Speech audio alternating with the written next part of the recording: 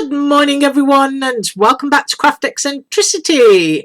I hope everyone has a wonderful day today, and I've just got two small projects to share today. I have used 3 dies and I've got a haul of some brushes to quickly share with you, but I've got an appointment today, so it's a really quick video. I got it in at the last minute, so I'm going to take advantage.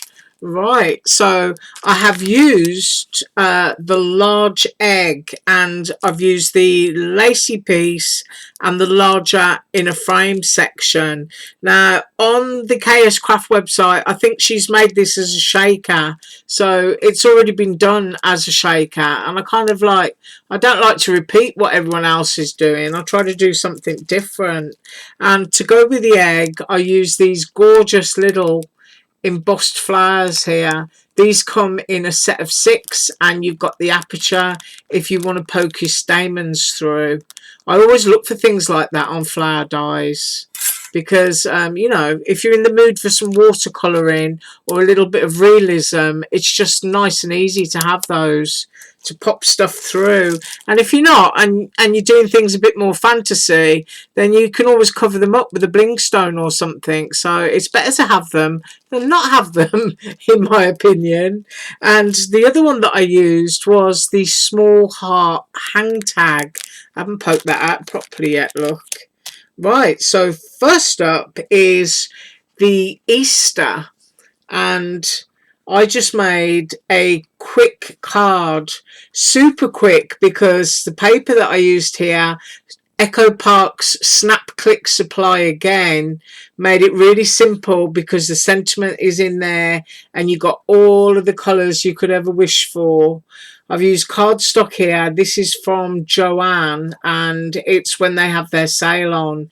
You know, you get like 10 sheets for $1. I don't know if it's still like that because I haven't been in there for a while because I bought so much before. And in my flowers, no stamens, but I did use my little yellow rhombus, and then I popped a bigger bit, which I don't know what you call that part of the flower. It's like where, you know, like a poppy. Things like that are good for poppies if you can find them in black. It's just like, if I can get a close-up, there you go. It's just like the centre of a poppy. I guess you could always use your black marker on it. But anyway, I just wanted to point that out. I'm digressing again. So a really, really simple card, and it's just really pretty. I mean, it's such a lovely size, this, that you could actually use it as a frame. And isn't it annoying when you're doing stuff and you forgot to poke it out? Yeah. So I put my finger on that. I forgot to poke that out. So that is my first one, and I did measure them on the haul video yesterday. And then the next one that I made is the little hang tag, and it's just really, really cute. Somebody did mention yesterday that it would look nice just hanging on a card, and they are absolutely correct. But you know, you can hang it on a bag. Let's get a close-up. These cute little pieces here and the heart paper is from a haul that I'm going to share with you tomorrow. Let's get a close-up. There we go. Little Nomi in the back of his lovey-dovey truck. Holographic stars, hearts, that pink sparkly paper again. But it's just so pretty. I mean, if you've got a branch from the garden and you spray it white or spray it red, whatever colour you want to, or even pink or yellow, you can use that and you can just hook them up, and you can have lots of little Valentine-like ornaments hanging in a branch. But you know, I know it's meant to hang on the handle of a bag, but it's got multi-uses. So that is the other one that I did. Right, now I'm going to quick share my haul before I dash off to my appointment. And I'm reaching across, and I got 30 fine detail stencil brushes, and this is what they look like. Now if I get my other stencil brushes really quickly,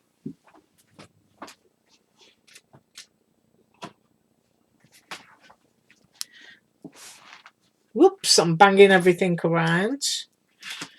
You can see the size difference. I absolutely love these. Love them, love them. Now you can see the size difference. So these are for doing details. And I know I got 30. I think I'm collecting stuff from my old age. Not that I'm not old already, but you know what I mean. I'm just buying stuff that I really enjoy, that I know I'm going to use an awful lot. And I'm just going to slide those out of the bag. But you can see them, they've got a great size handle, like holding a paintbrush. And you could absolutely use these as paintbrushes too. But just great for chalks and stuff and doing cheeks on your critters. But if I can get a close in, there's the close-up. And there's that one. So what I've done is I've grabbed a stencil. I'm just going to move these out of the way. And I'm going to share those. Now, I did ink up a couple of them, so I will use those. But you can see there's quite a lot of little details in that stencil. So I'm just going to, I've got mustard seed, barn door and chipped sapphire. So I'm going to go mustard seed first. I'm going to use this bigger one. And let's see what happens. I think I'll do this bit yellow. Now, it's loaded the ink up beautifully, so there is plenty of ink that I've been able to apply there. Now, this one is the biggest brush in that set, so I can't actually see what I'm doing, but I hope I'm doing it right. And then I'm just going to pop the lid on that, and I'm going to go with barn door, another bright colour. And I'd already inked up this one, which is the smallest. No, it's not. This one's the medium size.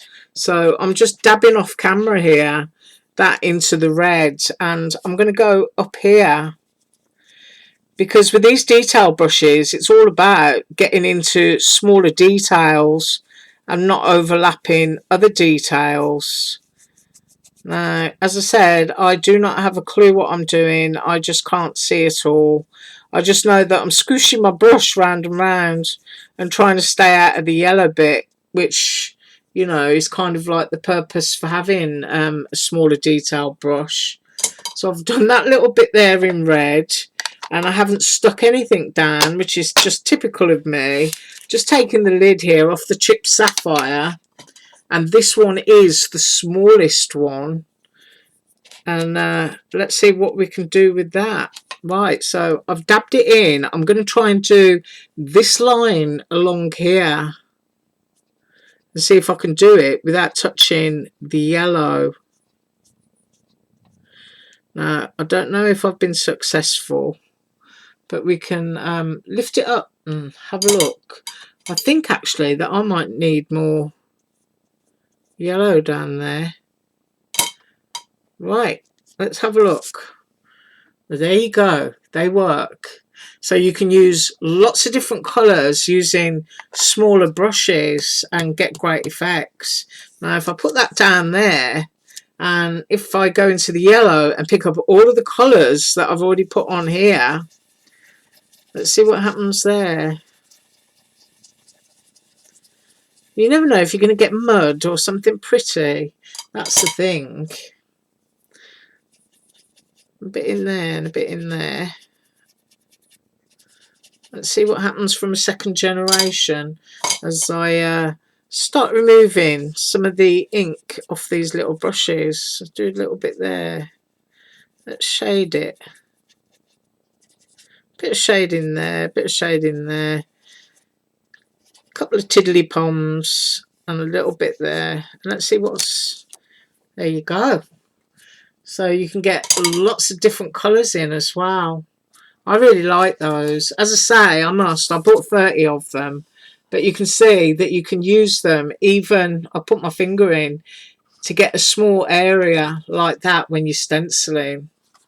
So that is what I've got for you today, and I have to run away. I have got my appointment, and I've also got my Goodwill cone shape doodah. Yes, it's an ice cream thing, isn't it? But I'm going to put all of my brushes to stand up in here because I think that will be a good place for them, and pop them on my shelf. Right, so back to KS Craft, and that is what I made, and I am back up with KS Craft next week because I've got oodles and oodles of dies to use, and also MX Art again next week. But tomorrow I'm up with a haul that these cute little characters came from.